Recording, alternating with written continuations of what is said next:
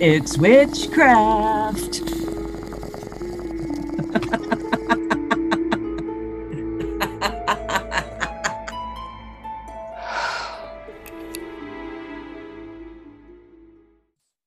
Hey, it's 4:20 a.m. Hi, and welcome to episode 26 of the Stoned Witches Hour. If you're looking for spooky stories along with some stoned witchy weirdness, you've come to the right place.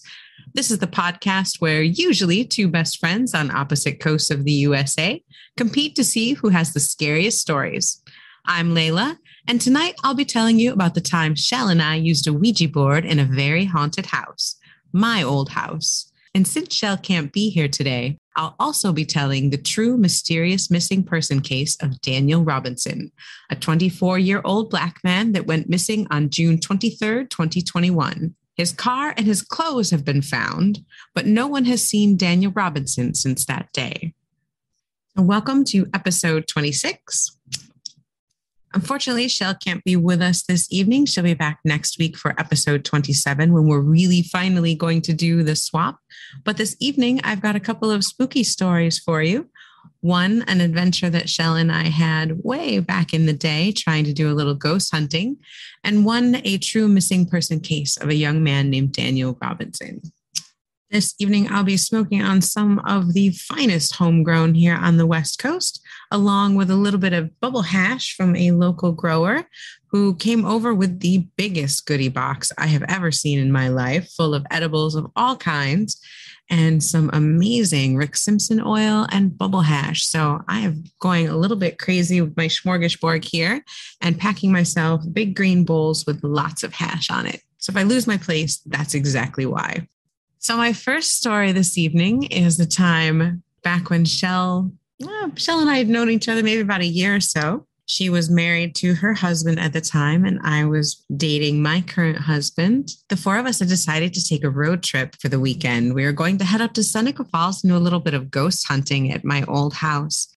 I've spoken about this house before in another episode, the one with Tom, where I talked about the history of this house. Lots of people in my family and in the town have heard rumors of a murder-suicide that supposedly happened back in the 40s in that house. And I don't know if it's true. From my research, I found some things that could point to some truth, but nothing definitive. But the rumors abound, and the ghost sightings are numerous. Everyone that goes to that house comes away with some type of experience, and this was no exception. So our weekend trip was going to include going to my old house to do a little ghost hunting and then heading up to the Herkimer Diamond Mines to go hunting for some crystals the next day. So we get to my house and my dad is living there by himself at the time. And we go in, and I think we're at the fifth iteration of the staircase, in case you did hear the episode with Tom, where I talked about how many staircases have been replaced in this house and why. So the staircase in this house has been replaced over 6 times, which is a little bit unusual, I think. And if you want to know maybe what caused it, check out our episode, the one with Tom, and you'll hear my personal ghost story where I talk about it. Anyway, so we go to this house in Seneca Falls, New York, birthplace of voting rights.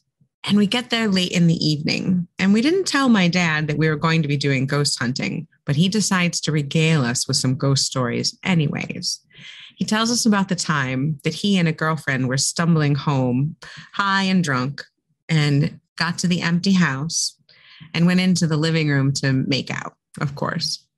The first floor of this house is like one long line of rooms. You come in kind of in the middle in a main room, and directly across from you is that staircase that keeps getting replaced. To your right is a living room and a fireplace, and to the left is a kitchen with a bathroom, and then another back room. So this couple comes in and goes to the right to the living room, and they're building a fire, and I'm sure they're reading poetry. That's probably what they were doing, reading poetry. And as my dad and this chick are reading poetry in the front room, they suddenly hear a radio turn on in the kitchen. My dad goes back to the kitchen and goes to turn off the radio and sees that it's already off, but the music is still playing. So he unplugs it from the wall, and thankfully the music then stops. He goes back to the living room and his girlfriend, and they resume playing checkers, which I'm absolutely sure is what they were doing. So they're playing checkers in front of the fireplace when the radio comes on again in the kitchen, feeling more than a little upset at having his game interrupted yet again, my dad goes into the kitchen. Radio is still off, still unplugged, and he opens the back to take out the batteries, and there's no batteries. Now the radio starts flipping through the stations one after another. It won't stop and it won't turn off. So, of course, doing what anyone would do, my dad throws it through the window, grabs his girlfriend, and gets the fuck out of the house. Don't blame him one bit. So after that story, he tells us about the time a little bit later, different girlfriend, small group of friends, roughly 12 or so people having a small get together at the house. Hanging out in the living room, smoking, doing who knows what drugs, hanging out, listening probably to some great music, Creedence Clearwater Revival, Jackson 5, Aretha Franklin, Crosby, Stills, Nash and Young. Anyway, just hanging out as people do in the late 60s, early 70s. One of my dad's friends was a woman that was known to be sensitive. She'd read people's palms. She'd tell them their future. She'd tell them the color of their aura and describe their past lives. And this was her first time at the haunted house in Seneca Falls, and she was obviously uncomfortable from the first moment she stepped foot in it. As far as my dad knew, he said, no one had told her the history of the house. Like some people who come into that house, she was immediately uncomfortable. She tried to convince some of her girlfriends to leave, and no one would. And she got more and more agitated as the night went on. My dad remembers that at one point, she stood straight up from the beanbag chair where she had been lounging. She turned to look at him, and he said her eyes were huge. He said they were pure black, like midnight pools of fear. She called his name so loudly and with such fear in her voice that the whole room went silent. And immediately after the room quieted, there was a crash from upstairs, a boom so loud that my dad said it felt like it shook the house, and dust or plaster from the ceiling kind of fell down onto this chick's head. And she just kind of stood there with this shocked look on her face. My dad and a couple guys ran up the staircase and into the front room where the crash had happened. No one was upstairs. None of the friends had gone upstairs. As far as they knew, no one had come into the house. But when they went into the room, what they found was this gigantic mirror that had been bolted to the wall. The mirror itself was no longer in the frame that was bolted to the wall. It was laying perfectly shattered on the floor in front of the dresser. Not one piece missing, not one piece still in the frame that was still bolted to the wall behind the dresser. Odder still, in front of that mirror had been Chianti bottles with candles in them, a couple ceramic statues, and colored antique bottles that my dad liked to collect. Inches from that mirror. Not one of those bottles was knocked over, moved, or disturbed in any way. There's no way for that whole mirror to have been taken out of its frame, lifted up over everything directly in front of it, and smashed perfectly on the floor. To this day, no one has an explanation for how that happened. And the party broke up pretty quickly after that. A sensitive friend refused to ever go back in the house. So after telling us those stories, he explained that most people just saw a few shadow people or a woman walking from room to room that wasn't there when they went to check, or an older lady that would check on them while they were sleeping. People will often hear voices calling them in the stairwell as they go up or telling them to leave the house. And he told us the stories of a few people, unfortunate people, that would feel someone pulling on their feet in the middle of the night, and occasionally pulled so hard they'd be pulled out of bed and dragged a bit across the floor. After telling us those wonderful stories, he sent us off to bed at around midnight. We, of course, were not going to sleep. We get to my old room, the one at the top of the stairs, the one where the double murder-suicide had begun, supposedly. And we found my grandmother's Ouija board. We set up some candles, we lit incense, we cast a circle and protected the room. And we set up Chelle's camcorder, one of those old bulky things that had big old batteries and big tapes. We set that up facing directly onto the bed where we were going to summon the spirits of the house with the Ouija board. And nothing happened. We asked question after question and it moved a little bit. We got a couple things here and there, but for the most part, nothing. A big, fat nothing. We got more and more demanding, and we kept telling them to show themselves. Tell us who you are. Give us an answer. Nothing. And as we were getting a little frustrated and more than a little bored, we hear the distinct click of the camcorder shutting off on the other side of the room. We'd only been using the Ouija board for maybe half an hour or so. So we knew the battery couldn't be dead. They were fully charged batteries. We pick up the camcorder and it won't turn on. It looks like it's dead. We replace the battery and it still won't turn on. That battery is dead too. Now, both batteries had been fully charged. We knew that. We were completely prepared to ghost hunt all night long. And here, half an hour into it, neither battery's working. We were frustrated and bored enough at that point. We figured we would get a fresh start in the morning for the second half of our road trip. And we counted this as kind of a bust. Ghost hunting just wasn't going to happen. We'd heard some great stories, but maybe we would be some of the few people to not actually experience anything in this very haunted house. The next morning, we got started bright and early, headed to the Herkimer Diamond Mine. And as we're driving along, Chelle pulls out the camcorder and she sees that it turns on just fine now. The battery is almost fully charged and the camcorder turns on with no problem. So we decided to watch the video. It starts out with us kind of laughing and setting everything up and asking questions on the Ouija board. And nothing seems out of place except maybe the video is a little hazy above where the Ouija board is. We commented on it, but we figured it was odd, but could possibly be explained by the candlelight in the room, or maybe the incense pooled strangely in that spot. So we figured it was a little bit odd, but could possibly have a logical explanation. Then towards the end of the video, as the four of us sitting on the bed start asking more and more demanding questions, we can hear what sounds like someone climbing the stairs, distinctly like someone coming up the stairs that opened directly into the bedroom where we were. Imagine hearing someone very large and very angry stomping up the stairs to tell you to turn that fucking music down or they're going to call the cops. And that's what this sounded like. The footsteps got heavier and louder. It sounded exactly like someone was stomping toward the bedroom. And as those heavy footsteps get closer and closer, Chelle and I in the car watching the video look at each other and then peer closer at the video because we're so sure any second we should be able to see the angry person that's making these heavy footsteps in the video. And just as the sound of the footsteps is so loud and so close that you can no longer hear the four of us on the bed in the video talking, the footsteps suddenly stop. And there's a sound almost like a guttural no. And then a crash, like something slams into the camera. The video on the screen shakes as if the camera's rocked, and you hear the camera click and shut off, and the screen goes black. We looked at each other and our jaws dropped. We had not seen a thing that night, not felt anything, not seen anything. Okay, maybe we all felt a little nervous, a little odd, a little strange, but we all knew the history of the house going into it. We had all heard my dad tell spooky stories for an hour or so before we went to bed, so that could easily be explained away. But the footsteps and the no, all caught on tape, still freaks me out.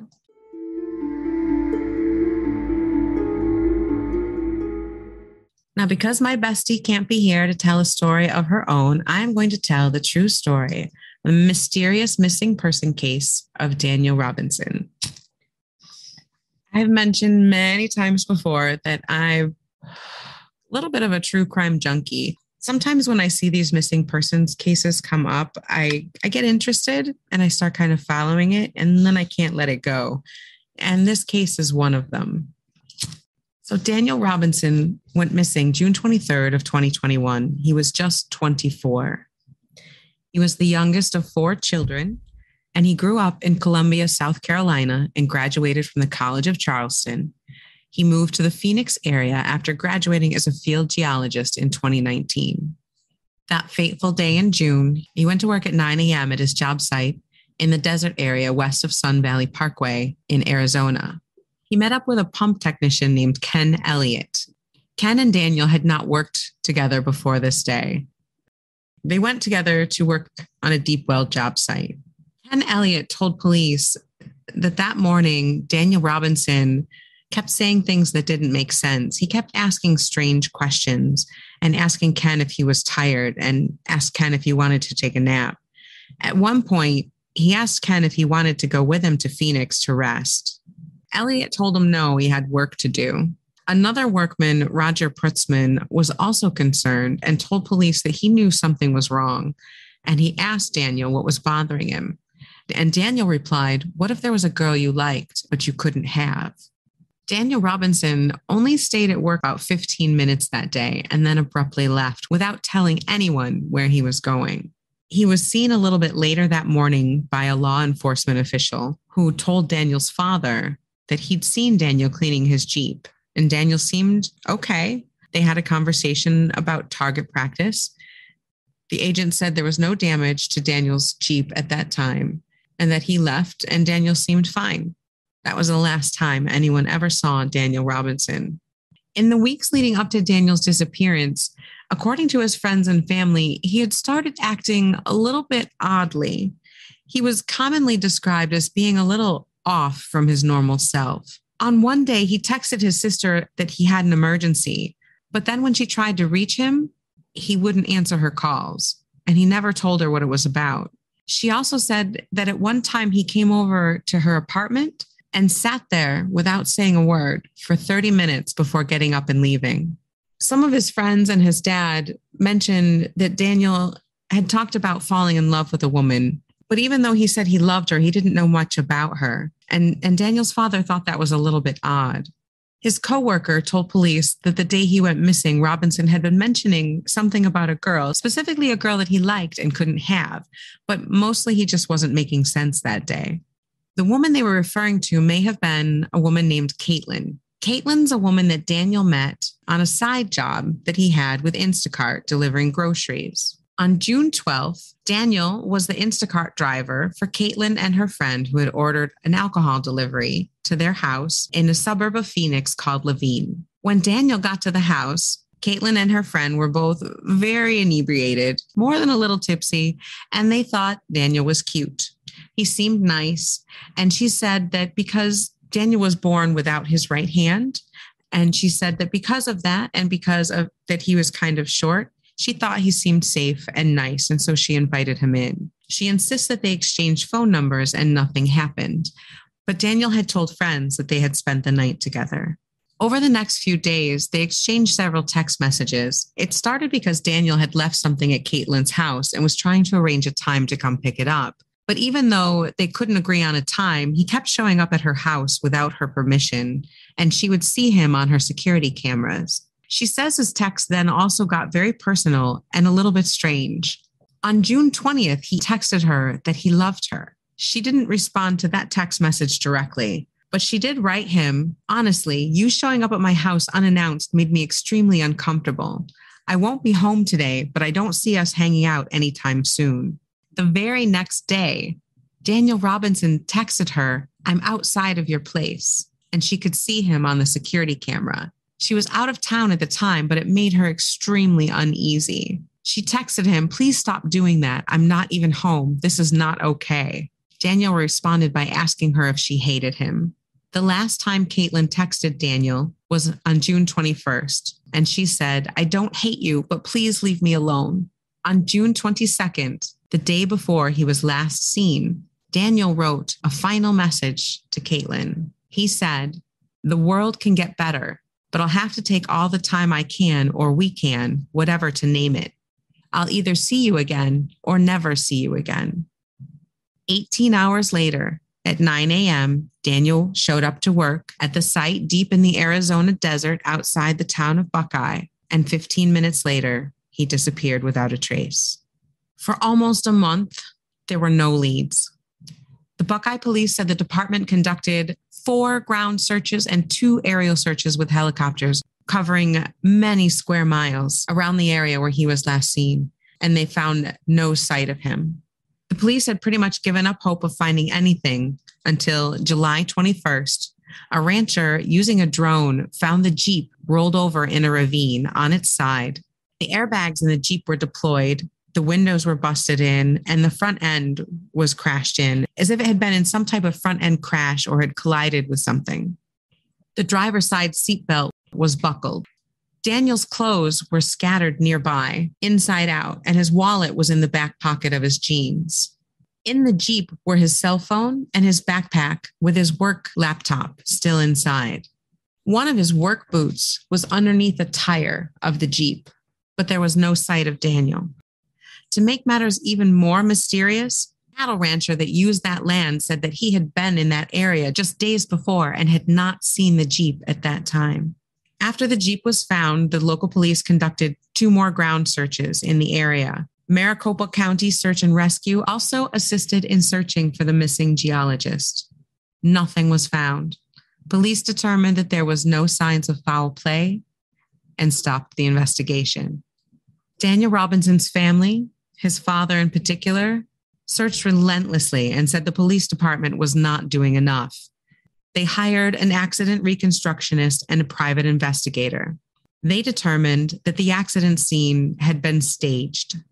The private investigator, Jeff McGrath, stated that after the airbags deployed, the ignition was turned over 46 more times, and that there were an additional 11 miles on the car that registered after the car had crashed. The crash box on the computer said that the crash had occurred 4 hours after he was last seen at work, and the car itself was found about 3 miles from where he was last seen. Jeff McGrath also said that there was red paint on the car that's unaccounted for. Both police and the private investigators used data from the crash box on the car, but they came to very different conclusions. The police say the box shows that the car sped up before the crash, and they determined that Daniel lost control of the car at a high rate of speed and crashed into the side of the ravine, flipping the car, and that he must have left the scene possibly delirious after the crash. However, the investigator says that the data on the box shows the exact opposite, that the car slowed down before the crash. And the police also say that the 11-mile discrepancy is just a glitch on the box and not something to be considered. The police also say that the 46 times that the engine was turned over after the crash was probably from the tow truck.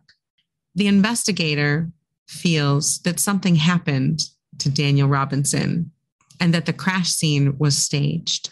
The investigator believes that Daniel was not in the car at the time of the crash. So what happened to Daniel? Why would the crash site be staged? Where would he go with no clothes, no wallet, and no cell phone? Was unrequited love to blame for his odd behavior leading up to his disappearance? Was he suicidal? His friends and family say he most definitely was not, that he may have been acting oddly, but that could be explained by lack of sleep. He was working a side hustle as an Instacart driver. They've reconstructed his movements in the days up to his disappearance and show that he was probably working late nights delivering groceries. So he could have been very tired. Sleeplessness could account for some of his odd behavior. So Daniel Robinson may have been sleep deprived, but he definitely was not suicidal, according to his family and friends. And his father is convinced that he's still out there. Rancher Shelton, whose cows graze in the area, has a theory, and it involves the work boot of Daniel's that was found underneath the Jeep's tire. He says that it makes no sense. If you were delirious and ripped off all your clothes and wandered into the desert, you wouldn't stick one of your shoes under the car. He says his personal theory is that someone deliberately wrecked that vehicle in the ravine. Jeff McGrath, the family's investigator, has his own personal theory. He believes that Daniel Robinson was upset about Caitlin's rejection and went on an all-night video game binge. When he turned up at work the next day, he was so dead tired that he wasn't making much sense, and in a sleepy delirium, decided to drive into the desert, maybe to go someplace where he wouldn't be found, to have a little privacy and take a nap. McGrath thinks at that point that somebody, maybe a bad person, found him, and he doesn't know why or what they may have done with Daniel. But they think that for some reason the vehicle was taken and crashed a couple times and then finally left in the ravine. He says that the 2017 Jeep Renegade's airbag control module shows that the car was driven 11 miles after the airbags deployed, so after the crash, and the ignition was turned over 46 times. And those two pieces of evidence to him along with the type of damage to the vehicle that looks like it was hit with a bat or a blunt object of some type above the windshield. To him, those add up to some sort of deliberate crash, to somebody deliberately targeting Daniel. Unfortunately, as of today, July 20th, 2022, no one knows where Daniel is, and his father is still looking. Anyone with information about where Daniel Robinson could be or what happened to him on June 23rd, 2021, there's a website you can go to, pleasehelpfinddaniel.com, or you can call 803-200-2994 if you have any information that could help his family get some closure, find out where he is or what happened to him, and let them know. Maybe somebody saw something. So yeah, that's the Stoned Witches Hour with Laylla, and unfortunately, no Chelle. Thanks for listening to episode 26 of the Stoned Witches Hour. I hope you enjoyed Chelle and my adventures in ghost hunting, where it was either a glitch in the video camera or one angry ghost. You decide. Send us an email to thestonedwitcheshour@gmail.com and let me know. Was it just the camera malfunctioning, or did a really angry ghost stomp up the stairs and forcibly stop the recording? And if you'd like more information about the case of Daniel Robinson, or if you have any information, please visit pleasehelpfinddaniel.com. I'll have several links in the show notes if you'd like to contribute to his father's continued search for Daniel. And I'll definitely update if hopefully in the future we find out where he is and what happened to Daniel Robinson. So, Chelle, I miss you. This podcast is supposed to be our excuse to hang out, but tonight I'm glad I got to share a couple of interesting stories with our listeners. And next week for episode 27, Chelle will be back for the infamous swap, where I will do a haunted hospital and Chelle will report on true crime. So stay tuned next week for the Stoned Witches Hour with Chelle and Laylla. Thanks for listening to the Stoned Witches Hour with Chelle and Laylla. If you like what you heard, please rate us and consider giving us a review. It really helps the show out, and we'll definitely take a toke of the kindest bud in your honor.